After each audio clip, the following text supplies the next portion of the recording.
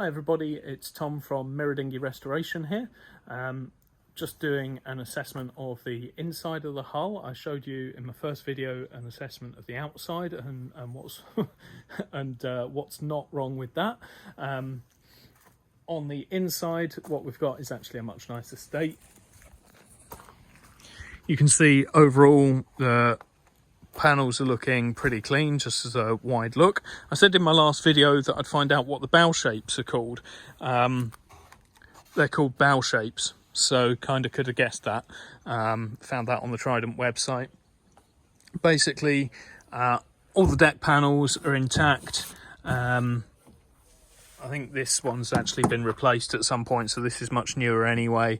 The bulkheads are all intact. There's possibly a little bit problematic down there at the bottom ends, but I think that's actually going to be sound. I've got a good feeling about that. Thwart is mahogany and just beautiful. Kind of probably need new bung holes. They're all a bit done for. I could probably no, I'm not going to do it now. The footrest there is actually perfectly intact and in a nice condition. That's not rotten at all. I don't know whether I'll actually be able to separate these, I forget what they're called, running pieces. I don't know whether I'm going to be able to separate them from the hull, but if I can, I will do, because they'll be a nice mahogany, and it'll be good to keep those if possible. Daggerboard sides, bits of this I'll keep, but the actual the original problem is very much rooted in and around the daggerboard. You can see I repaired this kind of quite comprehensively at some point, and the repairs still sound, but the wood underneath it is horrible.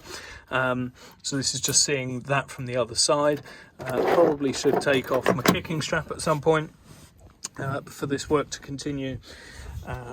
I've got gunnels seem pretty sound all the way along. I'm probably going to get rid of these clam cleats and move them to sort of a more sensible position on the deck. It's got the old anchors for the shrouds. I'm going to put actually a stay adjuster on there. Problematic zone up here, this is all rotten as I mentioned in my last video, and I'll probably take those off and have a bit more of a look at some point soon. But hopefully the gunnels will be able to be saved. Where else are we? Yep, so all the decks are completely sound. Quarter knees are sound. There's a bit of a gap. This is from the bodge repair of the transom. You can see actually there was a part of the transom plate that was rotten, and that's just been replaced.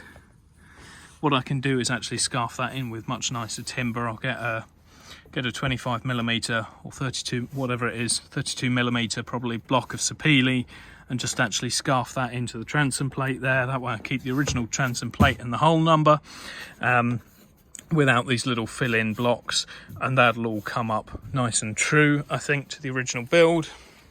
So hopefully I'll keep within class measurements. Exactly the same story over here. This is where I scarfed a repair on the original gunnel. That might have to come to pieces actually, but yeah, exactly the same story. This is a piece that has been added for